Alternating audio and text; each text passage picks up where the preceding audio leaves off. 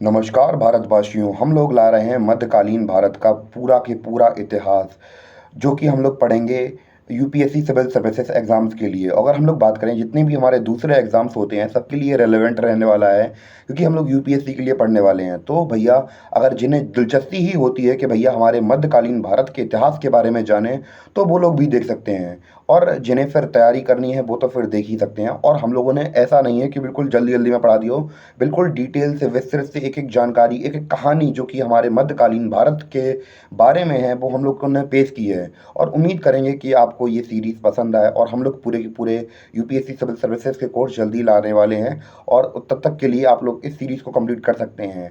तो हम लोग अपनी सीरीज़ को स्टार्ट करते हैं अब। हेलो व्यूअर्स, तो आज की वीडियो में हम लोग बात करने वाले हैं मेडिवल हिस्ट्री के बारे में। और हमारा लेक्चर आज स्टार्ट होगा मेडिवल हिस्ट्री के बारे में जानने से। तो अगर मेडिवल हिस्ट्री की बात करें तो हम लोग ये हिस्ट्री को हम लोगों ने तीन पार्ट में डिवाइड किया है। एंशिएंट हिस्ट्री, मेडिवल हिस्ट्री और मॉडर्न हिस्ट्री, इन तीन पार्ट में हम लोगों ने हिस्ट्री को डिवाइड किया है। तो उसी प्रकार हम लोग आज मेडिवल हिस्ट्री अपनी कंप्लीट करेंगे। और जो टाइम पीरियड रहने वाला है वो तो आपको हम लोगों ने पहले ही क्लासीफाई कर दिया था एंशिएंट हिस्ट्री के अंदर। और मेडिवल हिस्ट्री को पढ़ने से पहले थोड़ा बहुत हम लोग जो एंशिएंट हिस्ट्री का लास्ट लेक्चर था उसको थोड़ा बहुत समझ लेते हैं कि जो सोसाइटी वगैरह थी उसका स्ट्रक्चर वगैरह कैसा क्या था। या फिर हम लोग बात करें कि उस समय की रिलीजियस रिफॉर्म्स क्या थे, मतलब कैसे लोग रिलीजियस प्रैक्टिसेस करते थे, उसके बारे में बात कर लेते हैं। तो हम लोगों का आज टॉपिक होने वाला है, हम लोगों का जो टॉपिक होगा द मेडिवल हिस्ट्री। हम लोग कहाँ से करते हैं? The post Gupta period. तो हम लोग यहाँ से स्टार्ट करने वाले हैं Gupta medieval history the post Gupta period के बारे में पढ़ने वाले हैं, ठीक है। इससे पहले हमारे लिए ये जानना जरूरी है कि इससे पहले कौन सी डायनेस्टी राज कर रही थी और क्या क्या सोसाइटी कंडीशन थी, वो सब हमारे लिए जानना बहुत इंपॉर्टेंट हो जाता है। तो इससे पहले हम लोग बात करें कि हम लोगों को क्या चला था। पोस्ट गुप्ता पीरियड से पहले गुप्ता पीरियड चल रहा था, ठीक है। गुप्ता पीरियड के अंदर गुप्ता पीरियड की क्लासिफिकेशन या खासियत क्या थी सोसाइटी वगैरह की या फिर रिलीजन की, तो क्या खासियत थी वो देख लेते हैं। तो सबसे पहले यहाँ पे चीज क्या हो रही थी, सबसे पहले बात करते हैं इकोनॉमी की। किसके बारे में बात करते हैं? इकोनॉमी के बारे में। यहाँ की इकोनॉमी कैसी थी? तो यहाँ पे स्टार्टिंग में गुप्ता पीरियड में हम लोग देखते हैं कि काफ़ी ज़्यादा राइस होता है एम्पायर का, रोम के साथ ट्रेड बढ़ता है और काफ़ी अच्छी इकोनॉमी हो जाती है, काफ़ी अच्छी गुप्ता पीरियड में चलेगी। पर अगर हम लोग बात करें जैसे ही गुप्ता पीरियड हमारा पार होगा, हमारा पोस्ट गुप्ता पीरियड लग जाएगा, तो वहाँ पे हम लोग देखेंगे जो इकोनॉमी की कंडीशन है वो कैसी हो जाएगी, वो गिरने लगेगी धीमे धीमे। क्या होने लगी? फॉल होने लगेगी। हमारी इकोनॉमी कैसे होने लगी? फॉल होने लगी। क्यों? क्योंकि हम लोग गुप्ता पीरियड के बाद देखेंगे कि इनके ऊपर हुन्स वगैरह या फिर दूसरे जो इन्वेजन से वो होने लगेंगे, ठीक है। तो ऐसे करके जो इकोनॉमी थी गुप्ता पीरियड में तो सही ठीक ठाक चल रही थी, पर हम लोग देखेंगे यहाँ पे क्या होने लगा, यहाँ पे फॉल हो गया इकोनॉमी का, धीमे धीमे गिरने लगी इकोनॉमी। दूसरा देखेंगे ब्राह्मणिज्म। ब्राह्मणिज्म यानी कि ब्राह्मणवादी सोच जो थी वो धीमे धीमे ब्राह्मणिज्म फैलने लगा था, स्प्रेड होने लगा था गुप्ता पीरियड के स्टार्टिंग में। तो क्यों होने लगा था? क्योंकि भैया अगर हम लोग बात करें कनिष्क वगैरह की, तो उनके टाइम पीरियड पे जो जैनिज्म सॉरी जो बौद्धिज्म थी वो काफी ज्यादा ग्लो कर रही थी, निकल रही थी। पर हम लोग बात करें उसके बाद जैसे ही हमारा गुप्ता पीरियड स्टार्ट हुआ, उसके बाद फिर हमारी जो ब्राह्मणिज्म है वो काफी हद तक निकल के आ रही, उभर उभर रही थी। और इवन कि हम लोग पोस्ट गुप्ता में भी देखेंगे जो ब्राह्मणिज्म है वो काफी हद तक ग्रो करेगी, ठीक है। तो हम लोगों ने दो चीज जान ली, इकोनॉमी कैसी थी और ब्राह्मणिज्म थी, ठीक है। गुप्ता एक तो गुप्ता पीरियड के टाइम पे भैया इनका एम्पायर बहुत बड़ा था। एक तो हम बात करें पॉलिटिकल, गुप्ता पीरियड की बात कर रहा मैं, पॉलिटिकल स्ट्रक्चर, एल बना है, पॉलिटिकल स्ट्रक्चर या फिर पॉलिटिकल पॉलिटिक्स की बात कर लें। तो अगर पॉलिटिक्स की बात करें तो भैया जो पॉलिटिकल स्ट्रक्चर था काफी अच्छा था, यहाँ के जो रूलर थे काफी पावरफुल थे। गुप्ता पीरियड में, पोस्ट गुप्ता पीरियड में हम लोग देखेंगे फ्रेगमेंटेशन देखने को मिलने लगेगी यहाँ पे। पर अगर हम लोग बात करें गुप्ता पीरियड पे, यहाँ की पॉलिटिक्स काफी कैसी थी? अच्छी थी। ब्राह्मणिज्म कैसा था? अच्छा था, मतलब ब्राह्मणिज्म ग्रो कर रहा था यहाँ पे और इकोनॉमी काफी अच्छी चल रही थी। यहाँ अभी तक गुप्ता पीरियड में अच्छी चलेगी, ये मैं पोस्ट गुप्ता की बताई थी कि यहाँ पे फॉल करने लगेगी। यहाँ पे इकोनॉमी कैसी कर रही है? राइज कर रही है। यहाँ पे ब्राह्मणिज्म ग्रो कर रहा है और बौद्धिज्म कैसा कैसा कर रहा है, ग्रो मतलब बौद्धिज्म की एक तरीके से फॉल तो नहीं कह सकते, पर बहुत हद तक कम हो गया था। यानी कि ऐसा नहीं है कि बिल्कुल खत्म हो गया, पर इसकी जो रीच थी वो धीमे धीमे कम होती चली जा रही थी, ठीक है। और पॉलिटिकल स्ट्रक्चर काफी अच्छा था यहाँ पे, जहाँ के गुप्ता पीरियड के जो रूलर थे बहुत ज्यादा पावरफुल थे, ठीक है। तो इतना सब कुछ हम लोग देख लिया कि गुप्ता पीरियड के अंदर क्या चल रहा था। अब इसके बाद बात करेंगे हम लोग अपनी पोस्ट गुप्ता पीरियड की। ये तो हमने देख लिया कि हमारा प्री गुप्ता पीरियड क्या चल रहा था, और उससे पहले हम लोग इसकी टाइमलाइन समझ लेते हैं कि टाइमलाइन क्या होती है। मतलब कि गुप्ता पीरियड को हम लोगों ने कैसे, इसके बाद मेडिवल हिस्ट्री को कैसे डिवाइड करेंगे, फिर इसके बाद पोस्ट गुप्ता स्टार्ट कर देंगे, तो अच्छी तरीके से समझ में आ जाएगा हमें। अब हम लोग बात कर लेते हैं थोड़ी बहुत मेडिवल हिस्ट्री के एक मैक्रो पर्सपेक्टिव से।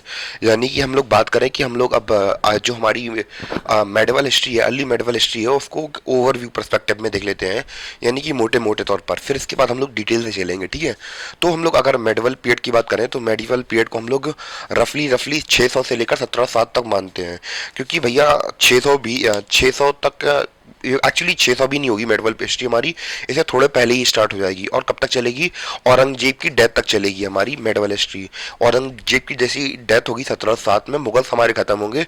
उसके बाद जैसे ही हम लोग बात करें कि अंग्रेज स्टार्ट हो जाएंगे, मतलब अंग्रेजों का रूल स्टार्ट हो जाएगा, उसके बाद से हम लोग अपनी मॉडर्न हिस्ट्री स्टार्ट कर देते हैं। तो ये कुछ हमारी टाइम पीरियड रहने वाली है। और अर्ली जो मेडिवल हिस्ट्री है हमारी, उसके बारे में थोड़ा बहुत देख लेते हैं कि भैया हमारा जो टाइम पीरियड है वो 600 सी से लेकर 1200 सी तक रहने वाला है। अब भैया इसके जो कि मेन फीचर्स हैं, जो कि हमें इस सोसाइटी या फिर इस टाइम पीरियड की एक क्लियर अंडरस्टैंडिंग देने के लिए काम आएंगे, वो कुछ टर्म हो गए हमारे, जैसे कि इकोनॉमी हुई, यानी कि इस समय पर लोग पैसा कैसे कमा रहे थे, हम लोग वो देखेंगे। तो अगर हम लोग बात करें, हमने पिछले लेक्चर पहले ही हम लोगों ने बात कर ली थी कि यहाँ पे अब हम लोगों का जो ट्रेड है वो थोड़ा कम हो जाएगा लेटर गुप्ता के बाद। गुप्ता पीरियड में तो काफी अच्छा चलता रहेगा, जो ट्रेड है वो अब कैसा हो जाएगा, फ्रेगमेंट हो जाएगा। हम कोई डायग्राम नहीं बना रहे हैं, पर मैं आपको बता दूं कि जो इकोनॉमी है वो इतनी ज्यादा फ्रेगमेंट नहीं रहेगी, मतलब एक तरीके से इतनी अच्छी नहीं रहेगी। यानी कि ऐसा नहीं है कि बहुत अच्छी ग्रोथ हो रही है, क्योंकि भैया इतने सारे अटैक्स होने के बाद जो ट्रेड है दूसरी कंट्रीज के साथ इतना ज्यादा अच्छा हो नहीं रहा है। तो ट्रेड के नाम पे तो हमारे पास इतना ज्यादा कुछ है नहीं, ट्रेड के नाम पे कुछ नहीं, ठीक है। और जो ज्यादातर डिपेंडेंसी है वो किसके ऊपर है, वो डिपेंडेंसी एग्रीकल्चर के ऊपर ले देखिए, बस इतना ही है। तो लोग ज्यादा से ज्यादा क्या करेंगे, इसको खींचने की कोशिश करेंगे, चाहे वो रूलर्स हो तो इसे खींचने की कोशिश करेंगे, इससे कुछ ज्यादा से ज्यादा पैसा निकालने की कोशिश करेंगे, ठीक है। तो एग्रीकल्चर से ये किया जाएगा। और बात करें इनोवेशन की, इनोवेशन हुआ, रिसर्च एंड साइंस हुआ, तो इसमें क्या कुछ डेवलपमेंट हो पाएगा। तो हम लोग खुद जानते हैं कि जब किसी कंट्री के अंदर अच्छे रिसोर्सेज नहीं है, जब आपको ये पता नहीं है कि खाने में क्या खाना है, पीने में क्या खाना है, तो फिर आप दूसरी चीजें कैसे कर सकते हैं। तो उसके लिए पहले आपको क्या करना पड़ेगा, उसके लिए आपको थोड़ा पैसा चाहिए पड़ता है। तो भैया जब ट्रेड हो नहीं रहा, इकोनॉमी में कुछ है नहीं है, तो आपके पास पैसा कहाँ से आएगा। तो इनोवेशन के नाम पे तो अब ज्यादा कुछ होगा नहीं, क्योंकि अगर हम लोग पहले के समय पे देखेंगे, गुप्ता पीरियड के टाइम पे, तो हम लोग देख रहे थे काफी अच्छी प्रॉस्पेरिटी हो रही थी, लोगों के पास बहुत पैसा आ रहा था, क्योंकि भैया ट्रेड बहुत अलग अलग कंट्रीज से आ रहे थे। इसलिए हम अलग अलग जैसे टॉपिक्स हुआ, इनोवेशन हुए, मेट्रोलॉजी हुई, आर्यभट्ट ने यूरोप खोज कर दी, बहुत बड़े बड़े साहित्यकार हुए, बहुत कविताएं लिखी। अब ये सब कब होती हैं भैया, जब राजा फ्री बैठा हो, सोसाइटी में कोई दिक्कत नहीं हो, तब जब ये सब चीजें करने में अच्छी लगती हैं। जब पैसा ही नहीं है आपके पास, तो इनोवेशन वगैरह की तो चीज छोड़ दीजिए। इवन कि हमें उस समय पर गुप्ता पीरियड टाइम पे मेडिकल के बारे में काफी जानकारी मिलती है, कि हमें मेटलर्जी के बारे में जानकारी मिलती है। इवन की हम लोग बात करें हाथियों की बीमारी तक के बारे में पता चलता है। तो हाथियों की बीमारी के बारे में हम लोग जान के क्या करेंगे भैया, इंसानों इतना डेवलप हो कि इंसानों के बारे में सब कुछ जान लिया था। ऐसा नहीं है, क्योंकि हाथी वगैरह जो होते आर्मी में काम आते थे, बड़ा इन्वेस्टमेंट था भैया। आप केयर टेकर बन गए हो, आप तो केयर टेकर बन गए हो, तो उनकी जिम्मेदारी भी आपके हाथ में आ गई है। तो सोच के देखिए, काफी मेडिकल फील्ड में, हर एक फील्ड में, चाहे साइंस एंड टेक्नोलॉजी हो, हम लोगों ने सन की गणना लगा ली कि हाँ चक्कर लगाते हैं नहीं लगाते हैं। तो इतनी ज्यादा इनोवेशन हमें गुप्ता पीरियड में देखने को मिली। पर यहाँ पे हम लोग बात करें लेटर गुप्ता पीरियड के बाद, इनोवेशन के नाम पे क्या होगा, कुछ नहीं होगा, ज्यादा कुछ मतलब एडवांसमेंट नहीं होने वाली है। और इस समय पे हम लोग देखेंगे फ्यूडलिज्म थोड़ा चलने लगेगा। फ्यूडलिज्म के बारे में हम लोग थोड़ा आगे चल के बात करेंगे, क्योंकि यहाँ पे ब्राह्मणिज्म काफी ज्यादा पावरफुल हो गया था, और काफी जो लैंड एरिया था काफी लोगों के पास हाथ में आ गया था। यानी कि जब लैंड एरिया किसी नॉर्मली आदमियों के पास में आ जाए, किसी क्लास के पास आ जाए, तो काफी डोमिनेट करने लगते हैं। तो फ्यूडलिज्म के बारे में हम लोग डिटेल से भी आगे डिस्कस करेंगे। और पॉलिटिकल फ्रेगमेंटेशन यूनिफिकेशन, यानी कि अब कोई ऐसी पावर, पैन इंडिया कोई पावर नहीं बची थी जो कि रूल कर पाए। तो बेसिकली अभी हम लोग आगे हर्षवर्धना के बारे में पढ़ेंगे, तो वही केवल नॉर्थ इंडिया में पूरी तरीके से राज करेंगे। और उसके सब हम लोग देखेंगे कि 1200 सी तक ज़्यादा कोई हमें पावरफुल देखने को कुछ नहीं मिलने वाला है। उसके बाद जरूर बाहर से पावर्स आएंगी तो वो थोड़ा पावर टेक आउट कर लेंगी, पर यहाँ बीच में हमें 600 से लेकर 1200 के बीच में कोई ऐसा पावरफुल रूलर नहीं दिखेगा जो पूरे पैन इंडिया पर राज कर सके। तो हमें ये देखने को मिलेगा, ठीक है।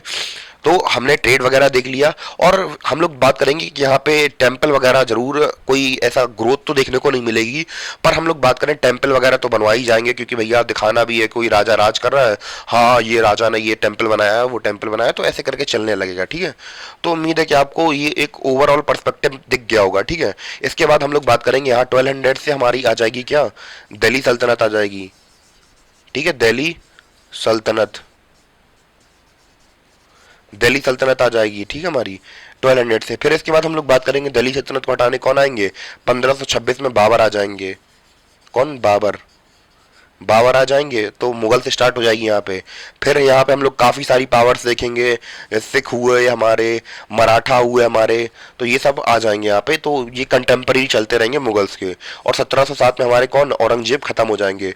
औरंगजेब हमारे जैसे ही खत्म होंगे उसके बाद हमारी क्या लग जाएगी, हमारी मॉडर्न हिस्ट्री लग जाएगी, स्टार्ट हो जाएगी, और इसके बाद फिर हमारी खत्म हो जाएगी। तो भैया इतना ओवरऑल पर्सपेक्टिव उम्मीद है कि आपको समझ में आ गया होगा। अब हम लोग डिस्कस करेंगे किसके बारे में, अब हम लोग डिस्कस करेंगे, अलग अलग पार्ट में डिवाइड करेंगे, कौन कौन से राजा थे, कौन कौन से राजा नहीं थे, टाइमलाइन के अकॉर्डिंग हम उन्हें डिवाइड करेंगे और उनके बारे में समझने की कोशिश करेंगे, ठीक है। कि हुंस कौन थे, गुप्तास कौन थे, कौन कौन किसने किसने कहाँ कहाँ राज किया, उसके बारे में अब डिटेल से समझते हैं जी। तो मैंने केवल ओवरऑल पर्सपेक्टिव दे दिया था कि कहाँ से कहाँ तक हमारी जो मेडिवल हिस्ट्री है वो चलने वाली है, और अर्ली मेडिवल टाइम पीरियड के बारे में थोड़ा बहुत आइडिया दे दिया मैंने आपको।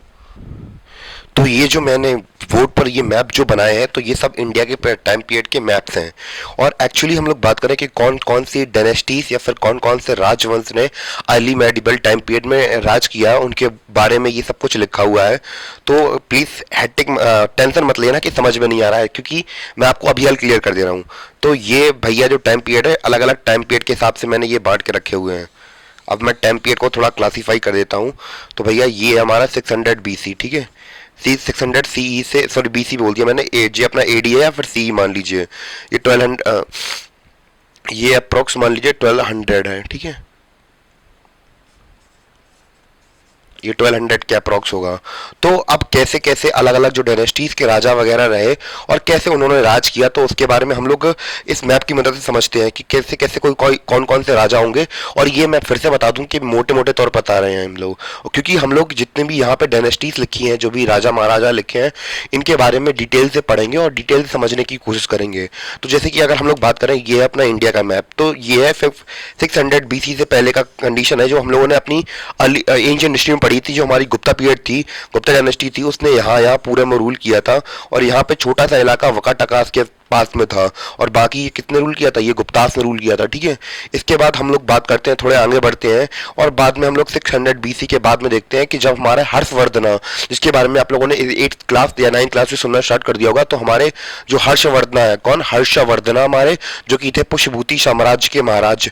तो फिर इनके बारे में जानने की कोशिश करेंगे। तो और हम लोग बात करें कि 600 BC के बाद हम लोग जब अर्ली मेडिवल की बात करते हैं, तो कौन कौन से राज्य थे उनके बारे में, सबके बारे में डिटेल से बात करेंगे। जैसे यहाँ पे पल्लवास थे, यहाँ पे चालुक्यास थे, और यहाँ पे एक बहुत गुजरात के साइड पे एक हमारा एक साम्राज्य था जिन्हें मैत्रिकास बोलते हैं, यहाँ पे ये थे। और हरियाणा साइड पे हमारा पुष्यभूति राजवंश था, इसके बारे में डिटेल से देखेंगे। और यहाँ पे हम मैत्रिकास थे, हमारे मैत्रिकास थे, और यहाँ पे मौखरीस थे, यहाँ पे हमारे इस मथुरा वाली रीजन साइड में। और यहाँ पटना जो साइड है, पटना, और पटना हमें पता है ये हमेशा से सेंटर रहा है, एंशिएंट इंडिया के टाइम पे स्टार्टिंग से सेंटर रहा है वो, और यहाँ पे हमें लेटर गुप्तास देखने को मिलते हैं। तो ये अलग अलग मैप है टाइम, अलग अलग टाइम जोन के, कि अलग अलग टाइम जोन पे कौन कौन सी जो राजवंश थे या फिर डायनेस्टीज थी, उन्होंने कैसे कैसे राज किया था। और यहाँ पे हम लोग बात करें, फिर थोड़ा टाइम पीरियड बदल जाएगा। यहाँ पे हम लोग इस जो टाइम पीरियड है, इस फेज को क्या बोलते हैं, इसे बोलते हैं ट्रिपटाइट स्ट्रगल सुना होगा आप लोगों ने, ट्रिपटाइट स्ट्रगल सुना होगा। इसमें जो 3 अलग अलग डायनेस्टीज थी वो अब युद्ध लड़ रही थी, किसके लिए, इस वाले रीजन के लिए, कन्नौज के लिए। किसके लिए, कन्नौज के रीजन के लिए। कभी हमारे राष्ट्रकूटास आ जाएंगे, यहाँ पे अटैक कर देंगे, कभी प्रतिहारास इसके लिए लड़ेंगे, कभी गुजर प्रतिहारास इधर पे अटैक कर देंगे, कभी पालास, कभी हरा देंगे इन्हें। तो कभी ना कभी इनके बीच में स्ट्रगल चलते रहेंगे, गुजर प्रतिहारास के बीच में, पालास के बीच में और राष्ट्रकूटास के बीच में। तो इस जो टाइम जोन है इसे क्या कहा गया है, इसे ट्रिपटाइट स्ट्रगल कहा गया है। तो ऐसे करके हम लोग इस रीजन को समझते हैं, ठीक है। बाद में फिर जब ये डायनेस्टीज ठंडी पड़ जाएंगी तो फिर हम लोग राजपूत के बीच में फ्रेगमेंटेशन देखेंगे, कैसे अलग अलग प्रकार के राजपूत वगैरह होंगे। तो ऐसे करके हमारा सिनेरियो रहने वाला है और ऐसे करके हमारा कोर्स होगा पूरा पूरा कि हम लोग अलग अलग डायनेस्टीज के बारे में समझेंगे। तो उम्मीद है कि आपको समझ में आया हो। तो अगर जिससे नोट्स बनानी है तो भैया पहले मैप टाइप में बना लीजिए, और मैं आपको फिर से अभी इनका डिवीजन वगैरह करके दिखा देता हूं जिससे कि आपको समझ में आ जाए। अभी मैं किनारे हट गया हूं जिससे कि आप लोग नोट्स बना सकें। अगर किसी को देखने में या राइटिंग में कोई प्रॉब्लम समझ में आ रही हो तो प्लीज़ कमेंट कर दीजिएगा, तो मैं बता दूंगा, ठीक है। और ये सब हमारे क्या है, ये सब हमारे अलग अलग टाइम जोन्स हैं। अलग अलग टाइम जोन्स में कैसे कैसे जो हमारे अलग अलग महाराज रहे उन्होंने कैसे कैसे राज किया। जैसे ये रहा, ये एक टाइम जोन हो गया। तो ये इंडिया ही का मैप है, ये भी इंडिया का ही मैप है, ये भी इंडिया का ही मैप है, और ये भी इंडिया का ही मैप है। तो कैसे कैसे हमारे अर्ली मेडिवल टाइम पीरियड पे कैसे कैसे अलग अलग राजा महाराजा राज करेंगे उनके बारे में है, ठीक है। उम्मीद है कि आपको इतना समझ में आया हो। तो अब हम लोग पढ़ने वाले हैं कुछ इंपॉर्टेंट टर्म्स के बारे में। जैसे कि अभी हम लोगों ने पिछले थोड़ी देर पहले देखा था, तो हमारा जो वर्ड था कौन सा, फ्यूडलिज्म। इस टर्म को समझते हैं। तो ये जो टर्म है वो कहाँ से आया है, तो ये टर्म आया है यूरोप से। कहाँ का टर्म है ये, यूरोपियन कहाँ का टर्म है, यूरोप का टर्म है, वहाँ पे इस्तेमाल होता था। तो वहाँ पे एक फ्यूडलिज्म सिस्टम चलता था, और कैसे वर्क करता था हम लोग ये समझते हैं। तो जैसे मान चलिए कि यहाँ पे होता क्या था, कि मान चलिए कि यहाँ पे यूरोप में एक बड़ा सा लैंड एरिया है। मान चलिए कि ये 1000 बीघा है खेत है, या फिर 500 बीघा के खेत है। तो ऐसे ही वहाँ पे हमें पता है यूरोप में क्या चल रही थी, डार्क एजेस चल रही थी। क्या चल रही थी, डार्क एजेस चल रही थी। डार्क एजेस मतलब वहाँ पे जो जैसे ही रोमन एम्पायर फॉल हुआ तो वहाँ पे जो सोसाइटी थी वो तितर बितर हो गई थी। तो वहाँ पे चल रही थी, यूरोप में चल रही थी क्या, डार्क एजेस। क्या चल रही थी, डार्क एज चल रही थी वहाँ पे। और वहाँ पे मान चलिए कि एक कोई लैंड एरिया है, जैसे कि मैंने बताया 1000 किलोमीटर का हो सकता है, 500 किलोमीटर का हो सकता है। तो ऐसे ही बीघा वगैरह का खेत वगैरह हो सकते हैं, ठीक है। अब किसके पास हो सकते हैं ये होंगे किसके पास, ड्यूक के पास। ड्यूक या फिर बहुत बड़ा लैंडलॉर्ड होगा उसके पास होंगे, ठीक है। तो एक बहुत रईस आदमी है जिसके पास बहुत बड़ा लैंड एरिया है। तो अब वो लैंड एरिया का करेगा क्या, तो वो रखेगा यहाँ पे सोल्जर्स रख लेगा। क्या रख लेगा, कुछ मान चलिए कुछ इंसान रख लेगा यहाँ पे, कुछ उसके सोल्जर्स होंगे जिनके हाथ में बंदूक तैनात होगी। तो सिक्योरिटी की तरह वो इन्हें रख लेगा। इसकी कुछ छोटी मोटी सेना होगी।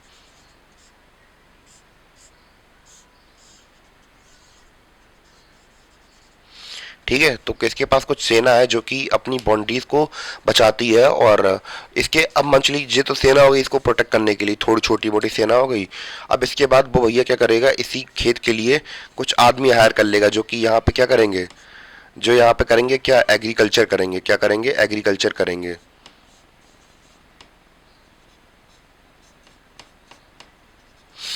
तो वो लोग यहाँ पे एग्रीकल्चर करेंगे। इवन कि यहाँ पे एग्रीकल्चर ही नहीं करेंगे, वो और अलग अलग काम करेंगे। जैसे उसके लिए कपड़े बनाना हुआ, कपड़े धोना हुआ, खाना बनाना हुआ। तो उसके जो डेली के काम होंगे तो वो काम करने के लिए वो लोग रखे हायर करेगा कौन, हमारा ड्यूक, ठीक है। तो अब हम लोग देखेंगे कि अब जो ड्यूक होगा वो किसके ऊपर डिपेंडेंट होगा, इन लोगों के लिए होगा। और एक तरीके से बात करी जाए तो इन जो आदमी है तो ये ना तो केवल पीजेंट है ना ही गुलाम है, ये कहीं इन दोनों के बीच में फंस जाते हैं। यानी कि ये लोग छोड़ के भी नहीं जा सकते हैं और ये लोग भाग भी नहीं सकते हैं, मतलब यहाँ पे रहना भी नहीं चाहते और भाग भी नहीं सकते हैं, क्योंकि इनसे जबरदस्ती काम करवाया जाता है। और इवन कि यहाँ पे उनको पूछने वाला कोई है भी नहीं, क्योंकि भैया जो राजा है तो राजा इतने ज़्यादा पावरफुल नहीं है, उनको तो हम अभी समझाते हैं। तो पहले मैं एक चीज़ समझा दूं कि ये तीनों जो का जो सीन है ये तीनों एक दूसरे के ऊपर डिपेंडेंट है। और नाइट्स का कॉन्सेप्ट भी हमारा यहीं पे निकल के आता है। इनका एक जो ड्यूक क्या रखेगा भैया, एक नाइट रख लेगा। क्या रख लेगा, एक नाइट रख लेता है जो योद्धा होता है, जो कि इसकी तरफ से लड़ता है, ऐसा अपनी आर्मी की तरह, आर्मी को लीड करता है वो इनकी, ठीक है।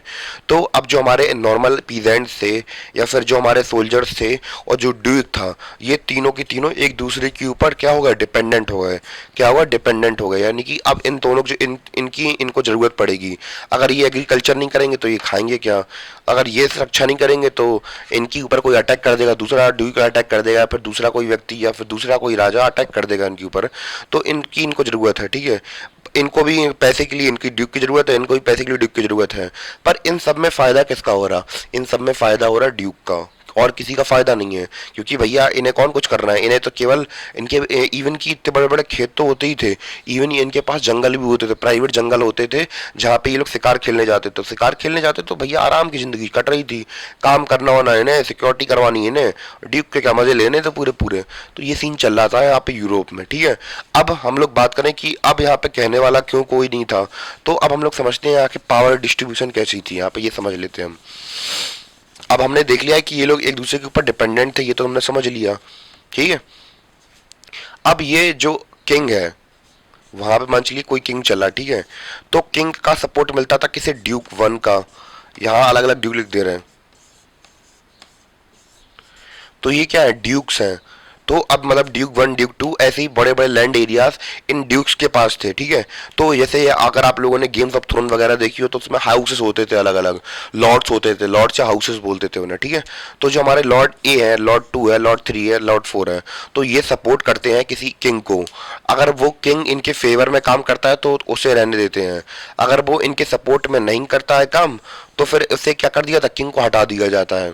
मान चलिए कि ऐसा भी हो सकता है कि इनके ऊपर एक किंग बैठा हो और इनके ऊपर भी एक किंग बैठा हो, ठीक है। तो अगर वो इनके फेवर में कर रहा है सपोर्ट तो ठीक है, वरना फिर ऐसे बिठा देते थे। अब मान चलिए कि अब भैया इनके लिए जो हमारे वो हमारे पीजेंट थे या फिर पर्सन थे, इसे पर्सन बोल दे रहे, पर्सन पर वन बोल दे रहे, और जो हमारे क्या थे, सोल्जर्स थे। तो अब इनकी लाइफ में क्या किंग कोई किसी तरह से इंटरफेयर कर पाएगा या नहीं कर पाएगा।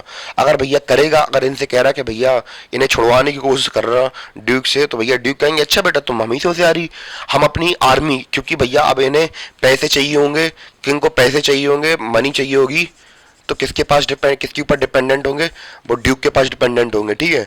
अगर इन्हें आर्मी चाहिए होगी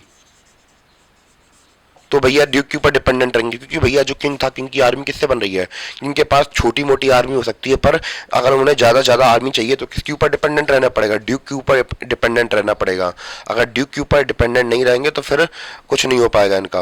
और अगर राजा इनके कहने के हिसाब से नहीं चल रहा तो भैया ये ड्यूक मिल के राजा को हटा देंगे, अगर ड्यूक को ज़्यादा परेशान करेंगे राजा। तो ये सीन चलता था यूरोप के अंदर। उम्मीद है कि आपको समझ में आ गया होगा। अब बात कर लेते हैं इंडियन फ्यूडलिज्म के बारे में। तो ऐसे करके वहां पे सीन चल रहा था, एक दूसरे के ऊपर डिपेंडेंट थे, ना छोड़ के जा पा रहे थे ना भाग के जा पा रहे थे। ये सीन चल रहा था वहां पे डार्क एजेस में। क्लास 11 वगैरह की बुक पढ़ेंगे, 11-12 की हिस्ट्री पढ़ेंगे तो उसमें मिल जाएगा आपको ये। अब बात करते हैं अपना इंडियन फ्यूडलिज्म के बारे में। इंडियन फ्यूडलिज्म ये कैसे काम चलता था, जैसे कि हमारे यहाँ पे कोई राजा है, क्या है, कोई राजा है, ठीक है, कोई किंग है। अब किंग के अंडर में आते हैं कोई सावंत, क्या आते हैं, सावंत बोलते थे। जैसे कोई ये टेरिटरी है, ऐसे मान लो पांची बोल दिया, पांची नाम का कोई राज्य है जी, है कोची नाम का राज्य है, काची नाम का राज्य है, और ये पाली नाम का राज्य है, ठीक है। तो ये तीन अलग अलग राज्य हैं, ठीक है। अब यहाँ पे क्या होगा कि यहाँ के जो लीडर्स होंगे, यहाँ पे क्या होंगे, सावंत होंगे, सावंत होंगे यहाँ पे। तो सावंत एक तरीके से एक राजा होता था, एक किसी टेरिटरी का एक राजा महाराजा टाइप में होते थे। तो वो इस एरिया को कंट्रोल करते थे। ये इस जैसे इधर पे दूसरा जो यहाँ पे सावंत 1 है, यहाँ सावंत 2 हो जाएंगे, यहाँ सावंत 3 हो जाएंगे। तो ये अलग अलग एरिया के ऊपर रूल कर रहे हैं, ठीक है। और इनके सपोर्ट से ये राजा बना है, तो ये सबके ऊपर रूल कर रहा है। अगर ये इनका सपोर्ट करता है तो ठीक है, और नहीं करता है तो इन्हें भी हटा दिया जाएगा, सेम की सेम वहीं उसी की तरह जैसे यूरोप में सीन चल रहा था।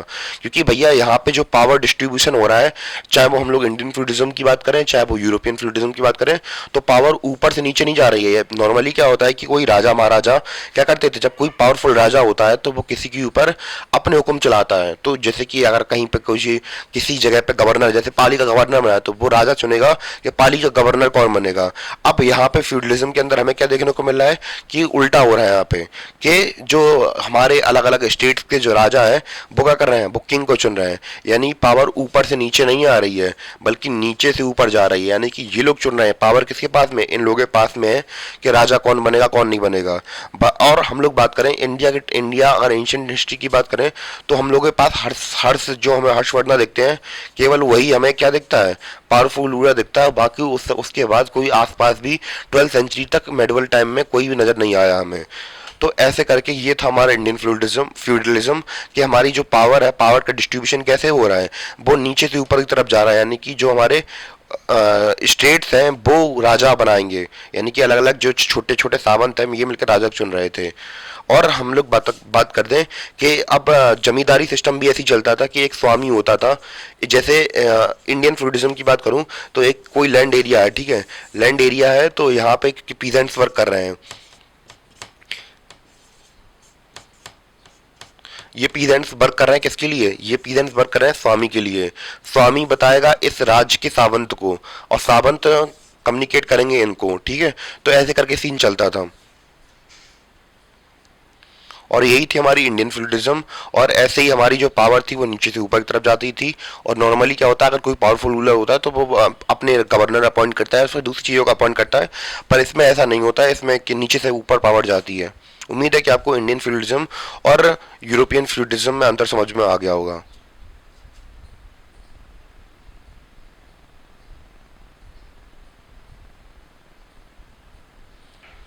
तो अभी तक हम लोगों ने इंडियन फ्यूडलिज्म तो समझ लिया कि कैसे कैसे यहाँ पे सावंतवाद चल रहा था, कि जो सावंत छोटे छोटे सावंत होते थे, हमने क्या सिस्टम समझा था कि हमारे ऊपर एक महाराज होते थे, महाराज, ठीक है। इनके नीचे छोटे छोटे हमारे किंग्स होते थे, यानी इन्हीं को सावंत बोलते थे, किंग्स। इनके अंडर में आते थे स्वामी, इसके अंदर बहुत सारे ऐसे आते थे स्वामी जो कि होते थे लैंडलॉर्ड्स। क्या होते थे, लैंडलॉर्ड्स। तो ये इनके सपोर्ट से बने हुए हैं।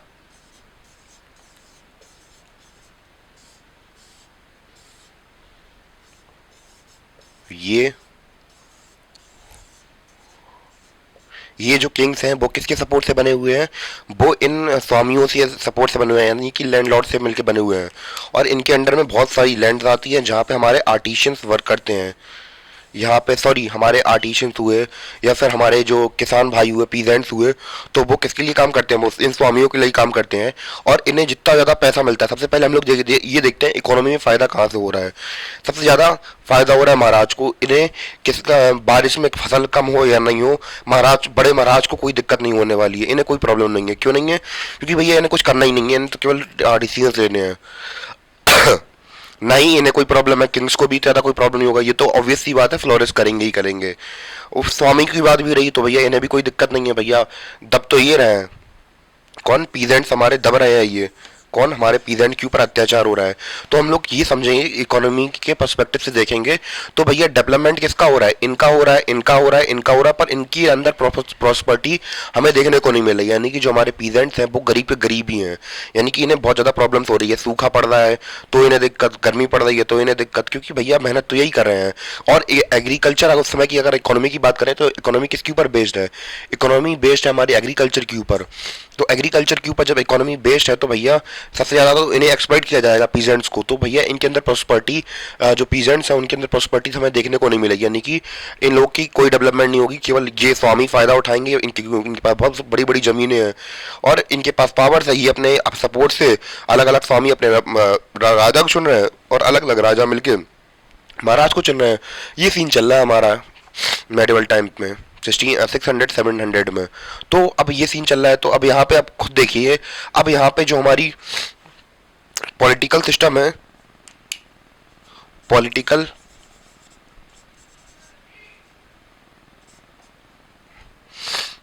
हम लोग बात करें क्या हमारी यहाँ पे पॉलिटिकल स्टेबिलिटी रहने वाली है? पॉलिटिकल स्टेबिलिटी हमारी होगी क्या यहाँ पे? ऑब्वियस सी बात है, नहीं होगी, क्योंकि भैया जो पॉलिटिक्स है वो भैया बढ़ चुकी है अलग अलग। यहाँ पे भैया ये अब जो अलग अलग स्वामीस है वो अलग अलग राजा को चुन रहे हैं, अलग अलग राजा महाराजा को चुन रहे हैं। तो अगर हम लोग बात करें क्या पावर इनके पास होगी, तो पावर डिसेंट्रलाइज में हम लोग बात करें कोई एक ऐसा स्ट्रॉन्ग लीडर तो होने वाला नहीं है यहाँ पे। आई थिंक अशोका के बाद क्या यहाँ पे कोई ऐसा लीडर हो पाएगा कि जो कि सब पूरे भारत देश को अकेले कब्जा कर ले या बचा ले? अब हम लोग देखेंगे जो पॉलिटिक्स है वो बटी हुई है, यानी कि जो हमारा पूरा देश है वो अब क्या हो जाएगा, छोटे छोटे रियासतों में बढ़ जाएगा। जैसे अभी मैं आपको एक एग्जांपल लेके समझाता हूँ। जैसे मान चलिए कि ये हमारा इंडिया का मैप है, ठीक है, थोड़ा गंदा बनेगा उसके लिए सॉरी। ये ऊपर ऊपर का मैप बना दिया हमने, ठीक है। तो यहाँ पे हमें पता है कि हमारा हर्ष राज कर रहे हैं, और यहाँ पे हमें पता है मैत्रिकास राज कर रहे हैं। तो जो मैत्रिकास थे उन पर डायरेक्ट कंट्रोल नहीं था हर्ष का, तो बेसिकली 50 साल तो इन्हें राज कर लिया। इसके बाद हम लोग बात करें इनके जो रूलर्स थे, तो वो इसे क्या मान लिया था, इसे राजा मान लिया था। क्या मान लिया था? राजा मान लिया था। और जैसे हम लोग बात करें तो यहाँ पे महाराज 1 महाराज 2, सॉरी ये हमारे राजा हैं, M2 M3, ये हमारे राजा हैं। तो अभी तक मान चलिए कि एक हमारे ये महाराजा हैं, ये छोटे छोटे राजा हैं, जब तक इनका सपोर्ट है तब तक ये ठीक है। अब ये भैया कैसे भी करके मान चलिए कि इनका मन बदल गया कि भैया नया राजा करना है हमें, कि अब भैया ये अच्छे से रूल नहीं कर रहे हैं, तो भैया इनकी इच्छा हुई हटा दिया इन्हें, तो पावरफुल रूलर बचे ही नहीं।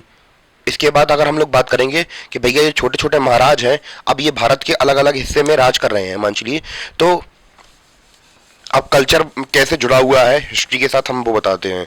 अब ये मान चलिए कि जब कोई एक यूनिफाइड कोई किंग नहीं है यहाँ पे, तो एक मान चलिए कि राज्य 1 हो गया, राज्य ए हो गया 1 हो गया, ये राज्य 2 हो गया, ये राज्य 3 हो गया। अब यहाँ पे इन्हें जोड़ने वाली कोई डोर है ही नहीं। जब डोर है ही नहीं तो यहाँ का इंडिजीनियस कल्चर बनेगा। क्या बनेगा? यहाँ खुद का कल्चर बनने लगेगा। तो आप लोग तो यहाँ पे क्या बनेगा, एक डिफरेंट कल्चर बन जाएगा। जैसे बंगाली कल्चर अलग होता है, उड़ीसी कल्चर अलग होता है, उत्तर प्रदेश का कल्चर अलग है। क्योंकि भैया क्यों हो गया ये सब? क्योंकि भैया जो हमारे देश था वो अलग अलग हिस्सों में, छोटे छोटे हिस्सों में बटा हुआ था। अब जब बटा हुआ है तो एक प्रॉब्लम समस्या हमारे सामने खड़ी होती है कि जब आप कमजोर होते हैं तो आपका पड़ोसी बहुत खुश होता है, ठीक है। ये मान चलिए कि ये आप हैं, ठीक है, और ये रहा आपका पड़ोसी। अब भैया इसने देखा कि भैया आप कमजोर हैं, आपके घर में कलेश चल रही है कि आपके यहाँ पे 5 प्रॉपर्टीज हैं, ठीक है। अब ये क्या करेगा, इसके पास पैसा है, क्या है, पैसा है, इसके पास पावर है, तो ये सबसे कमजोर कड़ी को ढूंढेगा, इसको आपके छोटे भाई को ढूंढेगा, इसे भड़काएगा, क्योंकि भैया सब अपना अपना देख रहे हैं, कोई मतलब ही नहीं है, तो इसे बांटेगा और इसकी जमीन खरीद लेगा, इससे कहेगा तुम और कहीं चले जाओ, तो धीमे धीमे करके ये धीमे सब कुछ हड़प लेगा। तो इसी प्रकार यही इंडिया के साथ हुआ कि भैया हमारा जो भारत देश था वो यूनिफाइड ही नहीं था, यानी कि भारत के जो लोग थे वो अलग अलग हिस्सों में बटे हुए थे, अलग अलग कल्चर थी, अलग अलग लैंग्वेजेस थे, और हम लोग बात करें कि सब आपस में ही भिड़ रहे थे। अगर आप लोग आगे भी देखेंगे तो ट्रपटाई स्ट्रगल में देखेंगे कि अलग अलग जो महाराजा है, राष्ट्रकूटास है, पालास है, या गुर्जर प्रतिहारास है, तो ये आपस में लड़ रहे हैं। तो आपस में लड़ रहे हैं तो भैया पड़ोसी देख के खुश नहीं होगा कि भैया आप तो आपस में लड़ रहे हैं, हमारा अगर हम अटैक भी कर देंगे तो क्या कर पाएंगे? इनके पास अच्छी खासी पैसा, वो आएंगे लूटेंगे चले जाएंगे। अब भैया यूनिटी होती तो भैया रोकते, कोई पावरफुल रूलर होता रोकता। अब भैया खुद बटे हुए हो तो कहाँ से रोकेंगे वो तुम्हें? तो ये सब सीन देखने को मिलता है, यानी कि हमारे इंडिया के ऊपर जो बाहर से रूलर्स आए, चाहे वो मुगल्स हो या फिर दूसरे हो, वो क्यों आ पाए? क्योंकि भैया हमारे यहाँ पे जो यूनिटी थी वो थी ही नहीं, क्योंकि भैया आपस में लड़ रहे थे, हमें ये राज चाहिए, हमें वो राज चाहिए। तो ऐसे करके अगर एक कोई पावरफुल रूलर होता तो फिर ऐसा नहीं हो पाता, और इसलिए वो आए और उन्होंने इन्वेड किया। तो ऐसे करके सीन चल रहा था। तो उम्मीद है कि आपको ये समझ में आया होगा कि भैया फ्यूडलिज्म से क्या क्या घाटा हुआ, कैसे कैसे जो बाहर से फॉरेनर्स थे या ट्रैवलर्स थे, या फिर हम लोग बात करें जो बाहर की डायनेस्टी थी, उन्होंने हम पे अटैक कैसे कर पाए। तो अब थोड़ी बहुत हम लोग इकोनॉमी भी समझ लेते हैं कि वहाँ पे इकोनॉमी वगैरह कैसे चल रही थी। तो अगर हम लोग बात की अभी हाल इतनी देर से हम लोग बात कर रहे थे कि जो एग्रीकल्चर है उसी के ऊपर ज़्यादा से ज़्यादा लोग डिपेंडेंट हैं। तो और हमने ये देखा था कि जो राजा महाराजा थे या फिर हम लोग बात करें स्वामी था, उन्हें इतनी ज़्यादा प्रॉब्लम नहीं होती थी जितनी ज़्यादा पीजेंट्स या फिर हमारे किसान भाई थे उन्हें दिक्कत होती थी। और हम लोग बात करें कि ट्रेड हो रहा था पर इतनी ज़्यादा मात्रा में नहीं हो रहा था। पर एग्रीकल्चर हम लोग बात करें ज़्यादा हो रही थी, ठीक है। और जो लोकल लेवल पर ट्रेड होता भी था तो लोकल लेवल पर भी होता था, और थोड़ा बहुत तो बाहर से आता ही था, और लोकल लेवल पे भी होता था। और इकोनॉमी कैसी थी, सेल्फ सफिशिएंट थी। और सेल्फ सफिशिएंट की बात करें तो जैसे कि हमने बात की थी कि भैया जो आई मीन जो आदमी है, जैसे कि मंचली की हमने बात की थी, स्वामी की बात की थी कि स्वामी या फिर लैंडलॉर्ड्स की बात की थी, तो भैया इनके पास ज़मीन थी बहुत बड़ी बड़ी। इनके पास ज़मीन थी तो और इनके पास किसान काम करते थे आके, और बहुत बड़ी ज़मीन थी और बहुत सारे किसान काम करते थे, तो इन्हें बहुत सारा पैसा मिलता था। इन्हें पैसा मिलता था, और जो हम लोग बात करें और बदले में जो छोटे किसान थे इनके इन्हें वो ऐसे भी काम करने पड़ते थे जो इन्हें नहीं करने चाहिए। जैसे कि हम लोग बात करें मैनुअल वर्कर हुआ, या फिर हम लोग मैनुअल वर्क हुआ, या फिर कोई अलग अलग आर्टिशियंस वगैरह हुए, या फिर दूसरे काम हुए, घरेलू काम जैसे करवा लिए उनसे, जबरदस्ती नौकर बनवा लिया। या फिर हम लोग बात करें लोअर कास्ट के बारे में सुना होगा आप लोगों ने, तो ऐसे काम जो कि ये लोग स्वामी लोग नहीं करते अपने आप को, मतलब ऐसे कामों को जो लोग डिग्निटी के लायक नहीं मानते तो लोगों से जबरदस्ती काम करवाते हैं, लेबर ऐसा लेबर करवाते हैं। तो ऐसा उन्हें पैसा देने की जरूरत नहीं, वो महसूस नहीं करेंगे। और थोड़ा बहुत ही इन्हें जितना खाने लायक है उतना खाने लायक दे दो, और बाकी पैसे ऐसे का तो इतना ज़्यादा सीन है नहीं। तो वही हम लोग देखेंगे यहाँ पे कॉइन का जिक्र तो मिलता है, यानी कि जो अलग अलग किंग्स हैं तो वो अपने यहाँ पे पैसे तो इशू करवाएंगे, पर इतना ज़्यादा सीन ये सब इकोनॉमी में पैसे का सीन इस्तेमाल नहीं होने वाला है। क्यों नहीं होने वाला है? क्योंकि लोग सामान, जैसे मान चलिए कोई गरीब व्यक्ति है तो भैया किसी अपने सेठ के लिए काम कर रहा तो बदले में उसे खाना दे देगा। तो जरूरत ही नहीं पड़ रही कि ऐसा कोई सीन बने कि मनी का ज़्यादा ज़्यादा यूज़ हो। हाँ होगा, थोड़ा बहुत होगा, पर इतना ज़्यादा भी नहीं देखने को मिलेगा। इवन की बार्टर सिस्टम उस समय पर भी प्रेवलेंट था, और आज भी आप लोग कहीं गाँव वगैरह में चले जाएँ तो वहाँ पर आपको देखने को मिल जाएगा। और गोल्ड का हम लोग बात करें यूज़ तो होता था, पर हमारे यहाँ पे बहुत कम होता था। बाहर से जो ट्रेड होता था उसी से आता था। और हम लोग देख रहे थे कि जो इकोनॉमी थी अब feudal system, Indian feudal system की वजह से क्या हो गया था, यहाँ पे ऐसा सीन क्रिएट हो गया था कि यहाँ पे अलग अलग कल्चर बनने लगे थे। क्योंकि भैया हमारी जो पॉलिटिक्स थी वो अलग अलग हो रही थी, क्योंकि भैया कोई पावरफुल रूलर था नहीं, तो भैया जो पॉलिटिक्स थी वो बटी हुई थी, छोटे छोटे राज्य थे। तो छोटे छोटे राज्य थे तो वहाँ पे धीमे धीमे क्या डेवलप होने लगा, कल्चर डेवलप होने लगा, वहाँ की लोकल लैंग्वेजेस होने लगी। और हम लोग देखते हैं कि बाद में क्या भक्ति मूवमेंट चलने लगता है। तो भक्ति मूवमेंट तो हम लोग 15वीं सेंचुरी 14वीं सेंचुरी में पढ़ेंगे, पर इसी वजह से यहाँ पे हम लोग बात करें कि एक मूवमेंट की तरह चला था भक्ति मूवमेंट, ठीक है। और बस इतना ही है। फिर अब हम लोग बात करेंगे जजमानी सिस्टम के बारे में। जजमानी सिस्टम के बारे में हम लोग अच्छी तरीके से समझते हैं, पूरी डिटेल में बताता हूं मैं अभी। पर उससे पहले हम लोग फिर थोड़ा रिवाइज कर लेते हैं कि इकोनॉमी में क्या था। एग्रीकल्चर के ऊपर डिपेंडेंट थे, पीजेंट्स के लिए प्रॉस्पर्टी नहीं थी। पर अगर हम लोग बात करें राजा वगैरह हुए, या फिर जो सावंत वगैरह थे, या फिर स्वामी वगैरह थे, उनके लिए तो भैया आराम की जिंदगी थी। पर बुरा किसके लिए हो रहा था, एग्रीकल्चर के ऊपर डिपेंडेंस थे, तो जो किसान भाई थे उनके ऊपर बहुत जोर पड़ रहा था। ट्रेड थोड़ा होता था पर इतना ज़्यादा हो नहीं रहा था। और सेल्फ सफिशिएंट इकोनॉमी थी हमारी का, और कॉइन का इस्तेमाल होता था पर इतने बड़े लेवल पर नहीं होता था, बार्टर सिस्टम का ज़्यादा इस्तेमाल होता था। और सेल्फ सफिशिएंट इकोनॉमी थी तो काउंट की इतनी जरूरत ही नहीं पड़ती थी। गोल्ड भी थोड़ा बहुत था और ज़्यादा नहीं था, क्योंकि हम लोग बाहर से ही, इंडिया में कम ही गोल्ड मिलता है वैसे भी।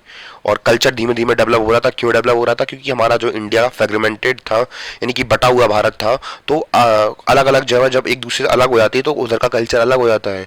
इसी वजह से हम लोग बात करें जब हमारी इकोनॉमी बटी हुई थी, और हम लोग बात करें हमारी कंट्री छोटे छोटे राजाओं में बटी हुई थी, रियासतों में बटी हुई थी, इसी वजह से तो बाहर के जो रूलर्स थे जैसे कि गौरी वगैरह हुआ, तो अब उन्हें खाली दिख गया कि भैया उन्हें भी पता है कि पावर यूनाइट नहीं है तो बस अटैक कर दो। तो ऐसे करके उन्होंने अटैक कर दिया, क्योंकि भैया हमारी जो यूनिटी थी नहीं यहाँ पे। लोकल लैंग्वेज डेवलप होने लगी, भक्ति मूवमेंट चला। उम्मीद है कि आपको इतना समझ में आया हो। अब भैया बात करते हैं जजमानी सिस्टम के बारे में। क्या था हमारा जजमानी सिस्टम, इसको समझते हैं अब हम।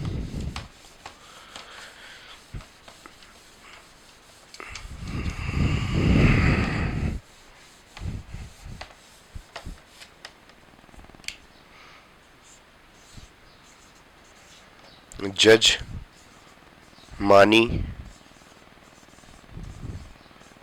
सिस्टम क्या है हमारा जजमानी सिस्टम, हम लोग ये समझते हैं। तो जजमान होंगे हमारे कौन, जैसे मान लीजिए एक लैंड है ये बहुत बड़ा, ठीक है, ये एक लैंड है बहुत बड़ा। अब हम लोग बात करें जब ये लैंड है तो यहाँ के एक जजमान होंगे। कौन जजमान होंगे? वो दो लोग हो सकते हैं, कोई ऑफिसर हो सकता है, तो या फिर ये ऑफिसर कौन होगा, क्षत्रिय होगा, कोई क्षत्रिय हो सकता है या फिर कोई ब्राह्मण होगा कोई। तो प्लीज़ दिल पे मत लेना।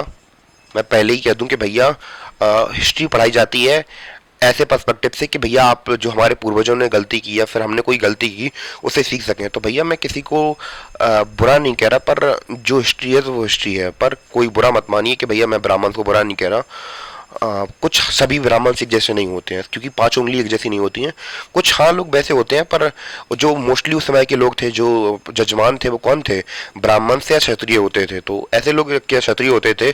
अब भैया इनके पास है भैया बहुत बड़ी फील्ड, ठीक है, इनके पास है एग्रीकल्चर के लिए बहुत बड़ी फील्ड। अब ये क्या करवाएंगे, लोगों से, पीजेंट से क्या करवाएंगे, वर्क करवाएंगे। यहाँ पे हमारे पीजेंट्स हैं, वर्क करवाएंगे, जैसे कि मैंने अभी हाल थोड़ी देर पहले आपको बताया था। ये हमारे पीजेंट्स हैं, इनसे वो लोग ऐसे काम करवाएंगे जैसे कि वो लोग काम नहीं करना चाहते, जैसे कि कपड़े धोना हुआ या फिर घर की साफ सफाई हुई या फिर सड़क साफ करवाना हुआ, या फिर हम लोग बात करें जो भी छोटे वर्क होते हैं जो कि ये लोग नहीं कर सकते हैं, तो वो इनसे करवाते हैं। ठीक है, तो ऐसे करके हम लोग देखते हैं कि एंशियंट टाइम में कास्ट सिस्टम कैसे प्रेवलेंट हुआ। ऐसे ही तो प्रेवलेंट हुआ कि भैया अब जो गांधी जी भी थे, तो अब इन लोगों से जबरदस्ती लेबर करवाया जाता है। और इवन की सोसाइटी में अभी भी हम लोग ये मानते हैं कि लोगों से फ्री में काम करवाना या फिर जबरदस्ती कुछ, जैसे कि कुछ लोग होते हैं टॉयलेट का काम करते हैं या फिर साफ सफाई का काम करते हैं, तो हम लोग उनसे घृणा कर लेते हैं। तो ऐसा नहीं करना चाहिए। और पुराने समय से जब ये लोग प्रथाएं चलाते हुए आ रहे हैं, हमारी इकोनॉमी ऐसी है, हजारों सालों से चलता आ रहा है, तो लोगों को बुरा भी लगता भी नहीं था जब तक कि लोगों को पता नहीं चला कि हाँ ये चीज़ें गलत हैं। तो गांधी जी भी यही कहते थे कि ये सब चीज़ें नहीं करवानी चाहिए, ऐसा जबरदस्ती उन लोगों से नहीं करवानी चाहिए, हमें उसकी इंसान की लेबर की मेहनत की इज्जत करनी चाहिए। पर हजारों सालों से चल रहा था तो भैया हमें भी बुरा नहीं लग रहा था। हम लोग तो यही सोचते थे कि हाँ ये करवाया जा रहा तो ये सही होगा। तो ये सोच कुछ ऐसी चल रही थी। तो ऐसे ही करके ये लोग इनके ऊपर डिपेंडेंट थे और ये लोग इनके ऊपर डिपेंडेंट थे, क्योंकि एक दूसरे का काम चल रहा था। तो ऐसे करके हमारा जजमानी सिस्टम काम करता था कि भैया जो इन्होंने क्रॉप वगैरह उगाई और फिर इन्हीं को दे दी, और जितना इन्हें चाहिए था इन्हें मिल गया, और जितना इन्हें चाहिए था उन्हें मिल गया। और फिर बाद में हम लोग बात करें कि ऐसे ही करके इकोनॉमी धीमे धीमे ग्रोथ करने लगी। तो यही था हमारा जजमानी सिस्टम। उम्मीद है कि आपको समझ में आया हो।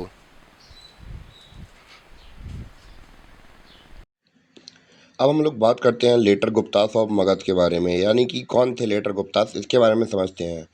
तो अगर हम मगध के लेटर गुप्तास की बात करें तो इनके बारे में थोड़ा बहुत जानना इंपॉर्टेंट हो जाता है, क्योंकि हिस्ट्री में हमारे लिए सबसे इम्पोर्टेंट होता है कि भैया जो हमारा पुराना अतीत था उसके साथ डॉट्स कंप्लीट हों, डॉट्स बने। तो इसलिए हम लोग लेटर गुप्तास के बारे में पढ़ते हैं, वरना कुछ खास इन्होंने कुछ ऐसा किया नहीं है इसकी वजह से इन्हें याद रखा जाए। तो बस एज अ डॉट्स कनेक्ट करने के लिए हम लोग इन्हें पढ़ लेंगे। तो सबसे पहले हम लोग बात करें लेटर गुप्तास की फाउंडेशन किसने रखी थी, कृष्ण गुप्ता ने रखी थी। ठीक है, लेटर गुप्तास की फाउंडेशन किसने रखी है, कृष्ण गुप्ता ने रखी है। और हम लोग बात करें कि अगर हम लोग बात करें कि जो पुराने गुप्ता थे, समुद्रगुप्त हुआ, स्कंदगुप्त हुआ, तो उनसे इनका कोई लिंक एक्चुअली सामने तो नहीं आता है, कोई एविडेंसेस नहीं है कि ये दोनों डायनेस्टीज जो थी, लेटर गुप्तास और जो हमारे गुप्ता थे, उनके बीच में कोई लिंक तो कोई सामने आता नहीं है, कोई फैमिली लिंक हो। या फिर हम लोग बात करें तो इन्हें अलग अलग फैमिलीज की तरह देखा जाता है, यानी कि ये अलग अलग राजवंश हैं, वो राजवंश अलग था, ये राजवंश अलग है। और शायद ये हो सकता है कि ये उनके सावंत हों, जैसे कि हम लोग नहीं कहते थे कि एक बड़े महाराजा होंगे, हमने अभी हाल इंडियन फ्यूडलिज्म के अंदर देखा, तो उसके अंदर क्या होता था कि एक महाराजा अपने अंडर में छोटे छोटे राजा रखते थे। तो वैसे ही माना जाता है कि ये भी कोई छोटे मोटे राजा होंगे।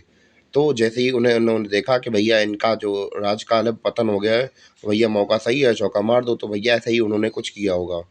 तो हम लोग बात करें कि इन्होंने केवल गुप्ता जो सरनेम है इसलिए लगाया है क्योंकि भैया ये बता सकें कि भैया हम लोग जैसे इससे पहले जो गुप्ता रूल करते थे हम भी वैसे हैं। तो वैसे उन्होंने रूल किया तो वो सही था, और वैसे ही अब हम लोग रूल करेंगे तो वो भी सही है।